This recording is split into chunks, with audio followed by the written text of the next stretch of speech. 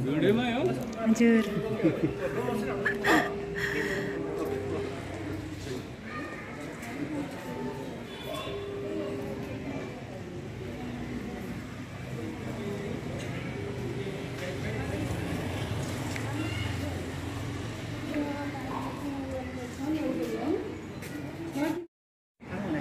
So guys, nandito kami sa Pushpanjali Hospital. Minute namin yung doktor na gagawa ng aking operasyon sa government hospital.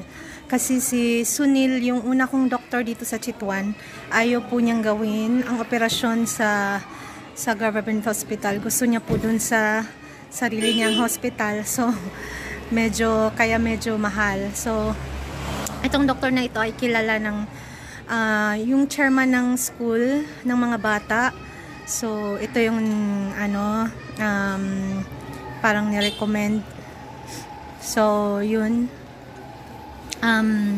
ngayon magte-test ako for HPV.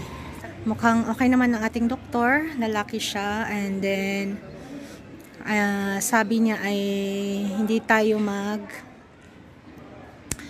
tayo maglalaparoscopy. Doon siya mag-o-open kung saan inopen ang aking yung CS na scar, doon siya mag-o-open. So, open surgery. And this is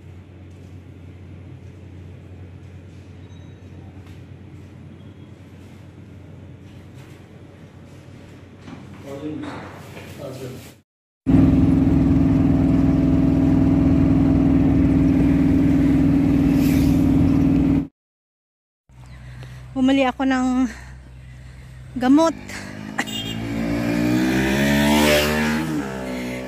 Yung stop. Pampastop ng dugo. Kasi 1 week pa ang result ng ang ni-request ni Doc guys is HPV test. So after 1 week pa ang result. Hindi gaya doon sa hospital na kuha agad. High-tech doon. Mas high-tech sa doon sa KTM, doon sa hospital. Dami kong ginawang test doon, kuha agad ang result. So so ang aking doktor ay si Dr. Prasad.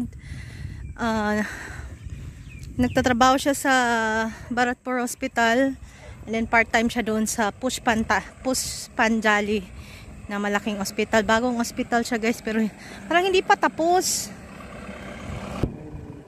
So, dito na ako sa Kasara. Si Santos ay pinauna ko na. Ayun ang ating field. Ganda. Mainit na, mainit. Kung pwede lang hubarin ito, hindi nakano ko. Bye? Ang init.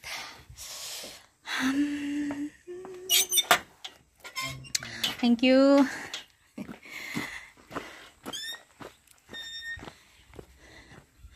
So siguro mga next week malalaman natin, after ng test na to, malalaman natin kung kailan ang ating schedule for surgery. Kasi alam niyo naman, pag government hospital, mag-aantay tayo patiently. Pero baka hindi masyadong matagal kasi nga connection ni Santos yung yung chief medical, 'di ba? Baka kaluyan ta sa Ginoo in Bisaya. Maawa sa atin si Lord, papilisin ang natin schedule for operation. So ang aking operation ay hindi laparoscopy. Sinuggest niya na i-open operation ako doon. Doon sila mag-o-open sa aking CS na guys, CS ko na scar. Yung CS ko na scar, maliit lang siya guys. Siguro ganito. Pahiga. Hindi siya kita. Kasi nasa loob ng panty ko. So walang problema sa akin. Kasi laparoscopy daw, butas siguro. Hindi ko alam sa anong sabi ni Doc. 2-3 butas daw. So sabi ko okay Doc. Tapos yung yung pain, pare-pareho lang naman daw. siguro mga 2 to 3 days more daw ang sakit pag itong sa sa yung open operation. And then yung recovery, depende naman daw sa pasyente yun. So, ayun guys, andito na ako. Wala pa akong lunch, mag-sandwich lang ako. Chatpat kami ni Santos, ang sarap. Hello guys, good morning di sa inyong tanan. Happy Saturday, nakahabbat na ta guys. Hindi na masyadong malamig, pero medyo may lamig pa rin. So, kumusta kayong lahat? I hope you're okay. So, andito kami ng mga bata. Dito lang kami sa bahay guys. Dapat pupunta kami kina May, kaso ayaw ni Sanel at ni Sundar. Tinamad na rin ako. Ngayon, ayoko na rin umalis. Alam mo yung mas maganda pag nasa bahay ka lang. Kasi siguro napagod na din kami sa biyahe nung nakaraan. Galing Kathmandu. So ng mga bata dito lang sa bahay. Ayaw umalis. Ayaw lang umalis dito. So, si Santos ay umuwi ng Lamjong. Kinuha ang kanyang national ID guys. And then, sasama niya si Buwan ng few days. Kasi, wawa naman yung matanda doon. Sabi ko, maglinis ka. Maglinis ka, unahin mo ang CR, ayusin mo ha. Sabi niya, oo daw. Ayun guys, pakita ko lang sa inyo tong test na ginawa sa akin nung last Wednesday nung aking doktor. Siya yung last na doktor ko na guys, na gagawa ng aking operasyon sa government hospital, sa Serkari ang tawag nila dito. Serkari or Bharatpur Hospital. And then sabi niya, gawin mo tong test na to para malaman natin kung ang gagawin natin ay total hysterectomy. Hysterectomy guys, yung kukunin yung uterus. Yun yung tawag sa operasyon na yun. Kung total hysterectomy or kung sub-hysterectomy. Sub-hysterectomy, iiwan ang cervix.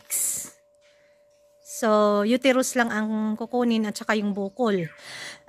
Kung total hysterectomy, tatanggalin pati yung cervix at saka yung uterus at saka yung bukol. Pinatest niya ako nitong HPV DNA guys. Ayan. HPV DNA. So, itong HPV DNA test guys, na didetect niya yung human papilloma virus. Ito yung virus na nagko-cause ng HIV at saka ng cervical cancer. Tama ba ako? Correct nyo na lang ako kung ano. Kasi yung nabasa ko.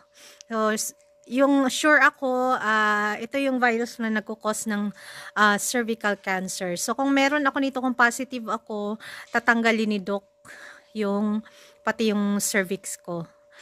So, nagdadasal ako na sana hindi na matanggal ang aking cervix kasi ang side effect daw sabi ni Doc is yung dyspareunia.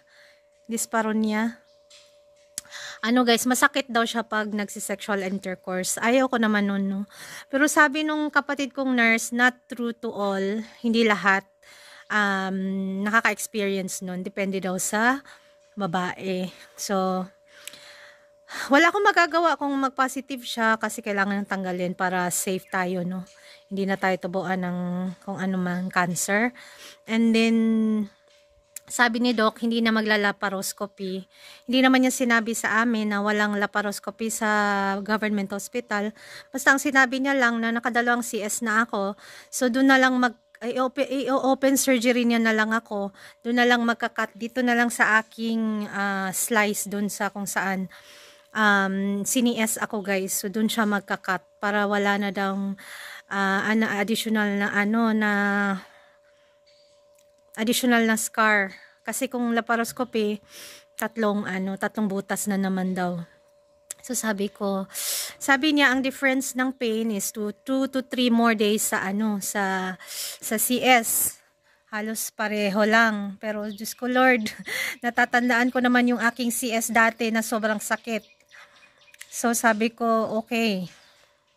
And then, ayun. Ayun guys. So, magwe-wait tayo ng schedule sa ating after nitong result ng test na to. Ngayong Wednesday, babalik kami sa kanya and then malalaman natin kung kailan ang ating surgery. Kasi alam niyo naman pag government, yan, hindi right away na may schedule tayo, no? So, palo-palo in Nepali. Meaning, wait tayo sa ating turn. So, ayun guys. So, ang aking itong last na doktor na to, kasamahan din ni Dr. Sunil, yung first na doktor ko dito sa sa private. Kaya lang si Dr. Sunil guys, ayaw niyang mag-opera doon sa government hospital kasi nga siguro walang laparoscopy doon. Tsaka yung gusto niya doon ako sa kung saan siya partner na hospital guys. Siyempre magkakapera siya doon. Tsaka kaya lang kasi talagang medyo mahal. So, bakit tayo magbabayad ng mahal kung pwede naman sa sa government hospital? Kung safe naman. Tsaka nag-background check si Santos dito kay Dr. Ram Prasad Sapkota. Siya yung aking doktor na mag-oopera sa government hospital. So, nagtatrabaho sila ni Dr. Sunil sa government hospital, guys. And then, part-time sila doon. Si Dr. Sunil, part-time siya doon. Pero partner na siya doon sa private hospital na pinapart-timean niya. Itong si Dr. Prasad, nagpa-part-time siya doon sa nakalimutan ko na. Yung malaking hospital na pinuntahan namin. Nakita nyo sa vlog ko. So, ito si Dr. Prasad Dr. Ram sa Kota, nag-oopera daw siya sa government hospital. So, siya yung nilapitan natin. So, ayun guys. So, antay na lang tayo sa update. I-update ko kayo for sure sa result ng aking HPV DNA test. So, payo ko sa inyo, sa ating mga babae, especially sa mga 30, 40 pataas, magpaano kayo guys, magpa-LBC test, pap smear, tsaka itong HPV. Medyo may kamahalan siya pero every 3 to 5 years lang naman ito. Tsaka yung ating pap smear kahit every 1 year. Oo, ngayon lang din ako nagpa-test ng ganito guys. So mas maganda kung magpa-test tayo ng maaga para malaman natin yung sa loob ng ating abdomen guys. Prevention is better than cure. Madedetect kung may mga tumor tayo, especially kung may mga cancer cells na tayo dyan. So, mas maganda early detection para early prevention, mas madaling gamutin. So, ayun lang guys. Thank you all so much. See you all on my next vlog. Bye guys.